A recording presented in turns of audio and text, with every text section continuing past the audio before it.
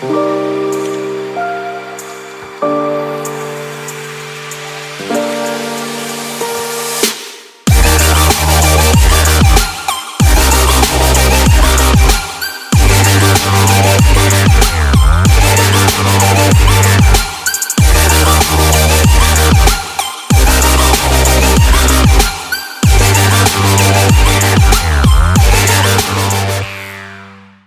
Guys finally আধ ঘন্টা লম্বা যুদ্ধ করার পরে শিলিগুড়ির জ্যাম থেকে এইমাত্র বেরোলাম। এখন 3:40 বাজে। এই শিলিগুড়ির জ্যামটা বরাবরই একটা হেডেক হয়ে দাঁড়ায় আমাদের কাছে, কারণ এখানে লোকালদের জন্য ঠিক আছে, কিন্তু 500-550 কিলোমিটার চালিয়ে আসার পরে এই জ্যামটা not a matter of joke. সেই ভোর রাত থেকে এখনও অবধি যত না টায়ার্ড হয়েছি, এই আধ ঘন্টা তার থেকে বেশি টায়ার্ড হয়ে গেছি সিরিয়াসলি গাইস। প্রতিটা বার আধ ঘন্টা 45 মিনিট, কোনো বার তো 1 ঘন্টা পুরো খেয়ে নেয় এই শিলিগুড়ির জ্যামটা। আর এই টানা জার্নির পরে এই 1 ঘন্টা খুব কষ্টকর। তবে এনার্জি বুস্টার একটাই, এই হচ্ছে সামনে পাহাড়ের ভিউ। তোমরা অ্যাকশন ক্যামেরায় কতটা কি ক্লিয়ারলি দেখতে পাচ্ছ আমি জানি না, বাট আমার সামনে ভিউ পুরো ক্লিয়ার। আর এই নেচারের ফ্রেশ এয়ার, ও ভাই সাহাব, এই ফ্রেশ এয়ার, এই নেচার আমাদের ওদিকে কোথায়? এর টানেই তো বারবার এদিকে ফিরে আসা। আলাদাই এনার্জি, আলাদাই এনার্জি। ও ভাই সাহাব, বাস ইয়াবো। ও ভাই সাহাব, এটা কি ছিল গাইস? বাইসান, ও বিরাট কপাল, বিরাট। এই রাস্তা দিয়ে এতবার এসছি, কোনোদিনও লাইফে দেখিনি।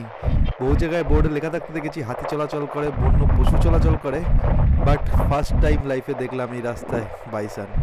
বিরাট কপাল, বিরাট বিরাট। ও সেরা সেরা গাইস, সেরা। ভয়ই পেয়ে গেছিলাম ফার্স্ট টাইম, কারণ একটা কনসেন্ট্রেশনে গাড়ি চালাচ্ছি, তোমাদের সাথে ব্লগ করতে করতে যাচ্ছি, হট করে সামনে চলে এসছে। আর প্রিয়ঙ্কর তো চমকেই গেছিলো, মানে আমি তো তাও দূর থেকে দেখতে পেয়েছি, প্রিয়ঙ্করের একদম সামনে চলে এসেছিলো, ও দেখে চমকেই গেছে। তো যাই হোক, বিরাট কপাল, মানে এভাবে আমাদের এই ট্রিপে ওয়েলকাম হবে ভাবিনি কোনোদিনই।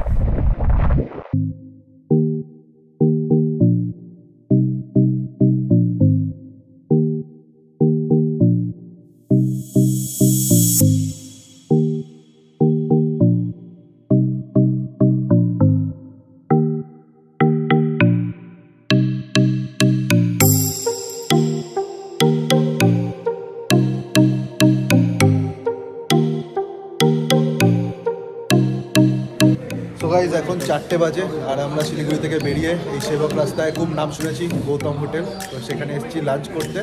আর খুব নাম শুনেছি এই হোটেলটার, আগেও এখানে মানে ব্রেকফাস্টটাও খুব ফেমাস, তোমাদেরকে একবার ব্রেকফাস্টের মেনুটাও দেখিয়ে দেবো। আমরা লাঞ্চ অর্ডার করেছি হচ্ছে বাটার নান আর চিকেন কষা। আর পিছনের ভিউ তো জাস্ট মানে কী বলবো, ফার্স্ট। তার আগে হ্যাঁ কফি চলছে, আর এখান থেকে বলা যায় ফার্স্ট গ্লিম্পস অফ হিলস পিছনেই দেখতে পাচ্ছ।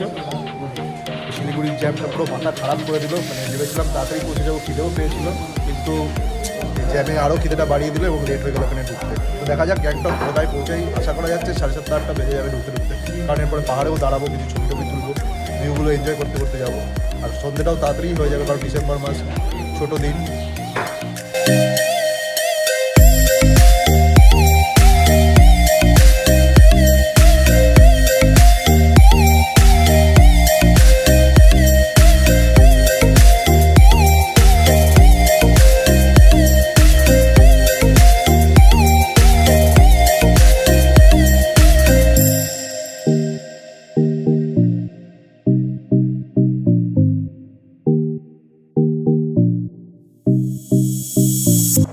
সো গাইস এখন 4:45 বাজে, আর আমরা লাঞ্চ করে গৌতমের হোটেল থেকে একটু রেস্ট নিয়ে তারপরে সেবক রোড ধরে ফাইনালি এগোচ্ছি। আর দারুণ একটা লাঞ্চ ছিল গাইস, জাস্ট মনটা ভরে গেল, কিন্তু এই মন ভরাতে গিয়ে লেট হয়ে গেল আর একটু ঘুমও পাচ্ছে এখন, কারণ হেভি লাঞ্চ হয়ে গেছে।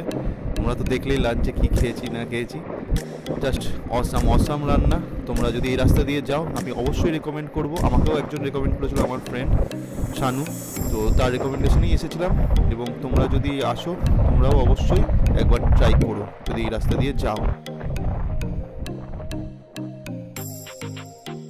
সো গাইস এখন গেট পড়েছে দেখতে পাচ্ছ, তো ট্রেনও চলে এসছে, বেশিক্ষণ ওয়েট করতে হবে না। তো এই যা লেট হয়ে গেল অনেকটাই ভালো লাঞ্চ করতে গিয়ে। তোমাদেরকে বলেছিলাম যে পাহাড়ের ভিউ দেখাবো, কিন্তু পাহাড়ের অন্ধকার খুব তাড়াতাড়ি নামে, হয়তো আর খুব বেশি হলে আধ ঘন্টা, তার মধ্যেই অন্ধকার হয়ে যাবে, তোমাদেরকে সেরকম পাহাড়ের ভিউ দেখাতে পারবো না। সো গাইস দেখতে দেখতে ঘুটঘুটে অন্ধকার হয়ে গেল, দেখতে পাচ্ছ এখন 5:26 বাজে, আর চারিপাশ পুরো অন্ধকার। বলেছিলাম তোমাদেরকে হার্ডলি আর আধ ঘন্টা, তারপরে পুরো অন্ধকার হয়ে যাবে। আর আমার অ্যাকশন ক্যামেরার ব্যাটারির চার্জটা হঠাৎ করে শেষ হয়ে গেল, তো একটু দাঁড়িয়েছিলাম, ব্যাটারিটা চেঞ্জ করলাম, আর গাড়ির তেলটাও কমে এসেছিলো, তো আবার ফুয়েল আপও করিয়ে নিলাম। তো 749 টাকার তেল ধরলো। তো এবার মনে হচ্ছে আমি তেল ভরতে ভরতেই পাগল হয়ে যাবো, কারণ গাড়ির ট্যাঙ্ক এতটাই ছোট, তো রিস্ক নিচ্ছি না। প্লাস যেহেতু মানে এর রিজার্ভ বলে কিছু নেই, কোনো চাবি নেই, ডিরেক্ট ফুয়েল ইঞ্জেক্টেড গাড়ি, তো একটু তেল কমে গেলেই আমি তেল মোটামুটি 3-4টে ডাল হয়ে গেলেই আমি তেল ভরিয়ে নিচ্ছি। তো এই হচ্ছে ব্যাপার। আর এখান থেকে গ্যাংটক মোটামুটি আর 100 কিলোমিটার, গুগল ম্যাপে দেখাচ্ছে যে 7:30-8টার মধ্যে ঢুকে যাব, তো হয়তো তার একটু আগেই ঢুকবো। গ্যাংটক হয়তো পৌঁছে যাব, কিন্তু হোটেলে ঢুকতে ঢুকতে হয়তো আরও টাইম লাগবে, কারণ হোটেলটা প্রপার গ্যাংটকে না। যে হোটেলের যে ম্যানেজার আছে তার সাথে কথা হয়ে গেছে, ওকে লোকেশন পাঠিয়েছে, একটু গ্যাংটকের এমজি মার্গ থেকে আর একটু আউটসাইডে যেতে হবে।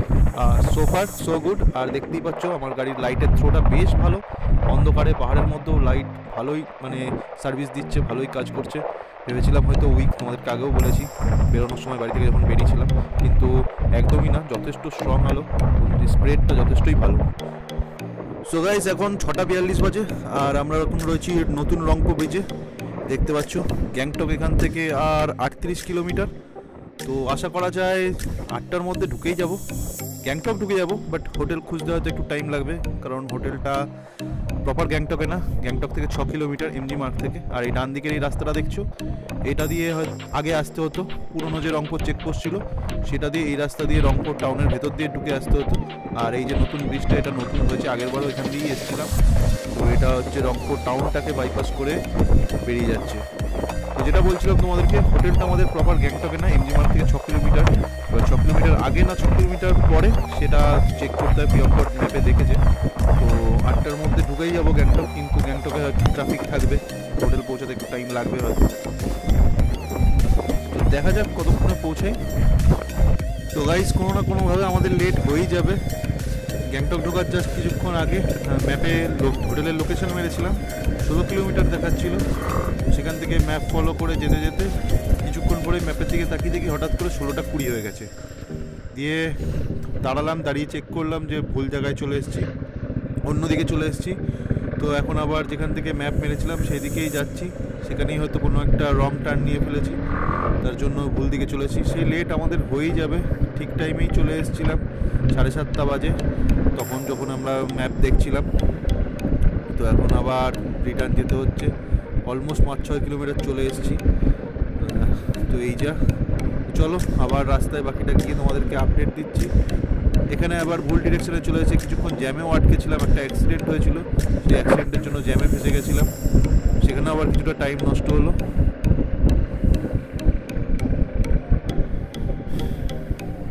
এই যে এইখান থেকেই ম্যাপটা আমরা চেক করেছিলাম, আই গেস এরকম একটা জায়গা ছিল।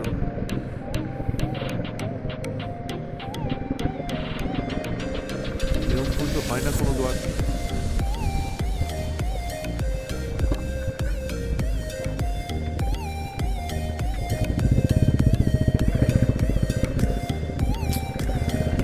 আচ্ছা এই টার্নটাই মিস করেছি, এই যে সামনে লেখা রয়েছে ওয়েলকাম টু গ্যাংটক। ছি ছি ছি ছি, সামনে যে টার্নটা দেখলে ওটা দিকে আমরা সোজা চলে গেছি, ওটা থেকে ইউটার্ন নিয়ে ঘুরিয়ে যেতে হতো। আরে ছি, অ্যাকচুয়ালি আমার মানে হ্যান্ডেলে কোনো মোবাইল মাউন্ট নেই, আর ট্যাঙ্ক ব্যাগও আমি নিয়ে আসিনি, প্রিয়ঙ্করের রয়েছে, আর ম্যাপটা আমি সেট করেছিলাম। তো যেহেতু লোকেশনটা আমাকে পাঠিয়েছে, তাই জন্য আমি একবার দেখে নিয়ে জানি গ্যাংটকের রাস্তাটা চেনাই আছে, কোনোবার ম্যাপ দেখতে হয় না, চলেই আসি। এবার রাতের বেলায় এবার ভুল করে ফেলেছি, সোজা চলে গেছি। সো গাইস গ্যাংটক ঢুকতেই অনেক পুরনো স্মৃতির কথা মনে পড়ে গেল। সেই 2014 সালে প্রথম যেবার গ্যাংটক এসেছিলাম, আমার এফজেড বাইক ছিল, দেড়শোর একটা কম পাওয়ারের বাইক, খুবই স্ট্রাগল করে উঠতে হয়েছিল। সেই দিনগুলোর কথা মনে পড়ে যাচ্ছে। এই রাস্তাতেই উঠেছিলাম ফার্স্ট গিয়ারে, অ্যাক্সিলেটার করে করে করে করে তারপরে উঠতে হচ্ছিল, খুব কষ্ট হয়েছিল গাইস, খুব কষ্ট হয়েছিল। আমার আর রাহুলের একই বাইক ছিল, দুজনা বলাবলি করছিলাম এবং খুবই মানে পস্তাচ্ছিলাম, আফসোস করছিলাম যে কেন আমাদের বাইক উঠছে না। আমাদের সাথে ছাপা এসেছিলো, ও ওর তখন জেডএমআর ছিল, সেই সময় জেডএমআর একটু ভালোই পাওয়ারফুল বাইক ছিল। দিব্যিও আরামসে উঠে যাচ্ছিলো, তাও আবার ডাবলে, কিন্তু আমাদের খুব কষ্ট করে উঠতে হয়েছিল। তখন ভেবেছিলাম কোনো একদিন আবার আসবো গ্যাংটক, একটা পাওয়ারফুল বাইক নিয়ে, ভালো বাইক নিয়ে আসবো। তো সেই স্বপ্নটাই আজকে পূরণ হচ্ছে। কোনোদিনও তখনও ভাবিনি যে বিএমডাব্লিউ কিনে আমি বিএমডাব্লিউ নিয়ে আসবো। হ্যাঁ, আমি তারপরে থান্ডারবার্ড কিনেছি, বাট থান্ডারবার্ড নিয়ে গ্যাংটক আসা হয়নি। থান্ডারবার্ড নিয়ে আমি গুরুদম্বার গিয়েছি। ফার্স্টবার যেবার এসেছিলাম সেবারও এই সিকিমে এসেছিলাম এক্সাম নিয়ে। সেকেন্ড টাইম যেবারে গ্যাংটক এসেছিলাম সেইবার 2015 সালে, আই গেস 15-16, সেবার গেছিলাম গুরুদম্বার। তখনও গুরুদম্বার যেতে এফজেড নিয়ে খুব কষ্ট হয়েছিল। তখনও ভেবেছিলাম যে কোনোবার ভালো গাড়ি নিয়ে, তখন মাধব এসেছিল আমাদের সাথে, মাধবের ছিল বুলেট, তো বুলেট নিয়ে খুব সুন্দরও উঠেছিল। তখন ভেবেছিলাম আমি যে কোনোদিন বুলেট কিনবো আমি, এবং বুলেটের সেই সময় একটা ক্রেজ ছিল ট্যুরিং বাইক মানে বুলেট, এবং বুলেটের একটা আলাদা ফ্যান বেস ছিল। তো ভেবেছিলাম যে আমিও রয়্যাল এনফিল্ড কিনে আসবো। তো সেই স্বপ্নটা আমি পূরণ করেছি গত বছর। থান্ডারবার্ড নিয়ে আমি গুরুদম্বার উঠেছি, বাট গ্যাংটক আমার আসা হয়নি। তো সেই স্বপ্নটা আজকে পূরণ করে বেশ ভালো লাগছে, মানে আলাদাই একটা স্যাটিসফ্যাকশন আছে। এটা তোমাদেরকে আমি বলে বোঝাতে পারবো না যে নিজের হার্ড আর্ন মানি দিয়ে অনেক কষ্টে টাকা জমিয়ে বাইক কিনে মানে সাকসেসফুলি আমি গ্যাংটক এসেছি। সেই স্বপ্নটা আমি পূরণ করছি, এটা আলাদাই ফিলিংস।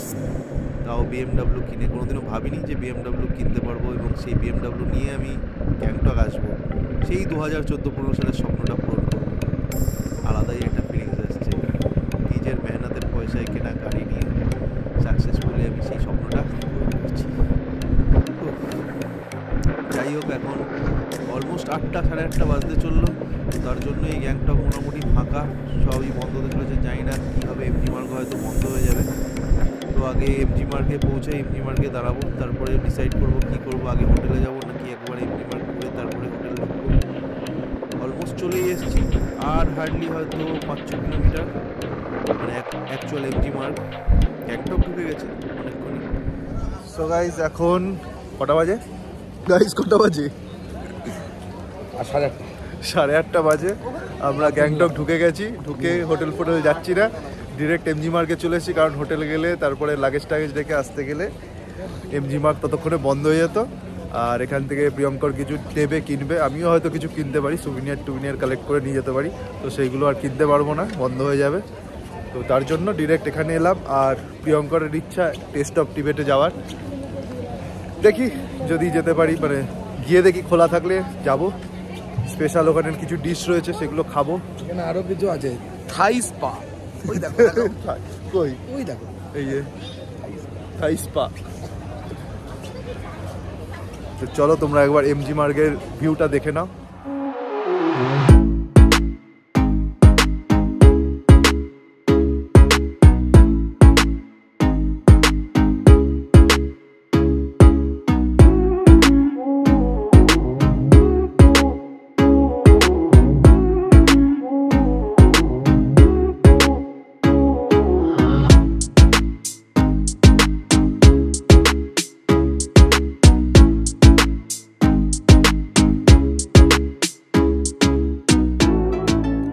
সো গাইস, আমরা হোটেলে ঢুকে পড়েছি। মুখ চোখের অবস্থা দেখছো, চুলের যা অবস্থা, মানে যা তা একদম সারাদিন হেলমেট পরে সেই ভোর রাত থেকে। আর হোটেলটার নাম হচ্ছে ড্রাগন ইন, একদম গ্যাংটকের শেষ প্রান্তে বলতে পারো, এমজি মার্গ থেকে মোটামুটি 5-6 কিলোমিটার দূরে। খুঁজেই পাচ্ছিলাম না, অনেক কষ্টে খুঁজে পেয়েছি। তো রুম মোটামুটি ভালোই, মোটামুটি বলবো না, খুব বেশ ভালো। তোমাদের একবার রুম ট্যুরটা দিয়ে নিই, এখনও কিছু এলোমেলো করিনি, এরপরে সব লাগেজ টাগেজ ছড়িয়ে ফেলে পুরোই এলোমেলো হয়ে যাবে। তার আগে তোমাদেরকে একবার রুম ট্যুরটা দিয়ে নিই। এই যে হচ্ছে আমাদের 105 নম্বর রুম। ঢুকে এখানে একটা বড় একটা সিটিং এরিয়া, বাঁদিকে এটা হচ্ছে টয়লেট।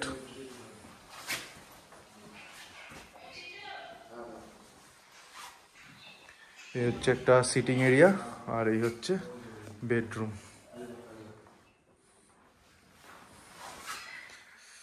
যথেষ্ট স্পেসিয়াস, যথেষ্ট বড় এবং যথেষ্টই ভালো বলা যায়।